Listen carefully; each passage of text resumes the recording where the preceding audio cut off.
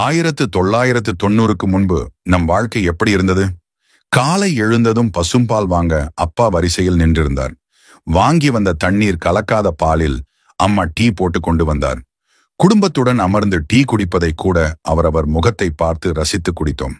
ஆர்ப்பாட்டமே இல்லாமல் நாம் அனைவரும் தொலைவில் உள்ள பள்ளிகளுக்கு கூட நடந்தே சென்றோம். ஆசிரியரின் மீது மரியாதையும் பயமும் இருந்ததே தவிர ஒரு நாளும் ஆசிரியரை தரக்குறைவாகவோ இழிவாகவோ ஒரு மாணவனும் நினைத்ததில்லை. பள்ளி முடித்து வீட்டுக்கு வந்ததுமே பையை தூக்கி போட்டுவிட்டு தெருவில் கும்பலாக விளையாடினோம்.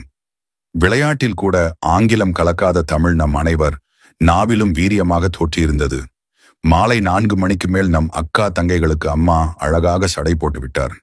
உதிரியாக வாங்கிய பூக்களை மல்லி மற்றும் பிச்சிப்பூ வாழை நாரால் சிறு சிறுக கட்டி அதை அக்கா தங்கைக்கு அம்மாவே தன் கையால் குத்தி அழகு பார்த்தார். மாலையில் நம் தாத்தாவும் அப்பாவும் ஒன்றாக அமர்ந்து தூர்தர்ஷனில் செய்திகள் பார்த்தார்கள். வெள்ளிக்கிழமையன்று குறைந்தபட்சம் 10 பேராவது ஒன்றாக அமர்ந்து இரவு ஒளியும் பார்த்தோம். அம்மாக்களுக்கு அன்று சீரியல் என்றாலே என்னவென்று பொருள் தெரியாமல் வீட்டு வாசலில் அமர்ந்து நம் விளையாடுவதை வேடிக்கை பார்த்தனர். ஊற வைத்த அரிசியை ஆட்டுக்கல்லில் போட்டு அம்மா இட்லிக்கு மாவை அரைத்தார். அதிகபட்ச அப்பாக்களுக்கு சிகரெட் மற்றும் குடிப்பழக்கம் இல்லாமல் இருந்தது. ஞாயிற்றுக்கிழமை மதியம் தூர்தர்ஷன் மாநில மொழி திரைப்படத்துல தமிழ் படம் வராதா என ஏங்கி இருக்கிறோம். ஞாயிறு மாலை டிவியில் திரைப்படம் பார்ப்பதால் தெருவில் காக்கைகள் கூட பார்க்க முடியாத சூழ்நிலை இருந்தது. ஞாயிறு பார்த்த படத்தை பற்றிய விவாதம் திங்களன்று பள்ளி நண்பர்களிடத்தில் தொடர்ந்து கொண்டே இருந்தது. உறவினர்கள் வீட்டிற்கு வந்தால் அவர்களுக்காக வாங்கிய குளிர்பானத்தில் நமக்கும் கொஞ்சம் தருவார்கள் என காத்து கொண்டிருந்தோம். தீபாவளி, ரம்ஜான் என பண்டிகை காலங்களில் புது துணி எடுக்க குடும்பத்தின் ஒன்றாக சேர்ந்து போனோம். அம்மா அப்பா வாங்கி கொடுத்த துணியை மட்டுமே அணிந்து அழகு பார்த்தோம். ஒரு தெருவிற்கு 2 பேர் காதலிப்பதே அபூர்வமாக இருந்தது. அன்றைய காதலர்கள் காதலில் தோற்றால் தற்கொலை செய்து கொண்டனர்.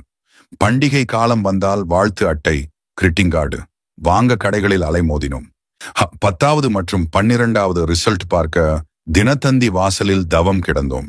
யாராவது செல்போன் சாதாரண 1010 வைத்திருந்தால் அதை ஆச்சரியமாக வாங்கி தொட்டு பார்த்தோம். நம் அக்காவும் தங்கையும் குதிரைவால் சடை போட்டு வீதிகளில் வலம் வந்தனர்.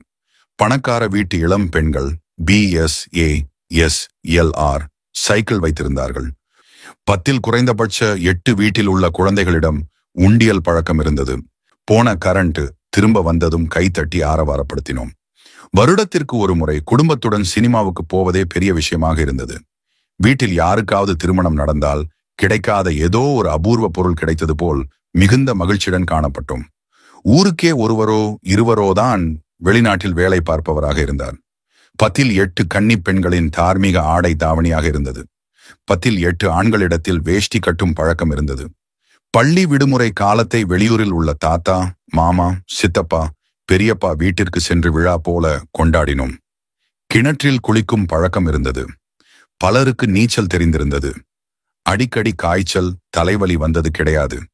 பல சரக்கு கடைகளுக்கு போகும்போது மஞ்சள் பைகளையே உபயோகித்தோம். தரையில்தான் அதிகபட்சம் உறங்கினோம். பாயை தவிர வேறொன்றை கண்டதில்லை. 12 மணி நேரம் உழைத்தாலும் உடலில் வியர்வை நாற்றம் வந்தது கிடையாது. இவை அனைத்தையும் விட அப்பா அம்மா சொல்படி கேட்டு அனைவரும் நடந்தோம். உலகில் உள்ள அத்தனை வசதிகளும் அருகிலே இருந்தால் கூட இன்று இவற்றில் ஒன்று கூட சாத்தியமில்லை. பழைய பொக்கிஷங்கள் ஒன்று கூட கிடைக்கப் போவதில்லை. அன்றைய வாழ்நாள்தான் சொர்க்கம்.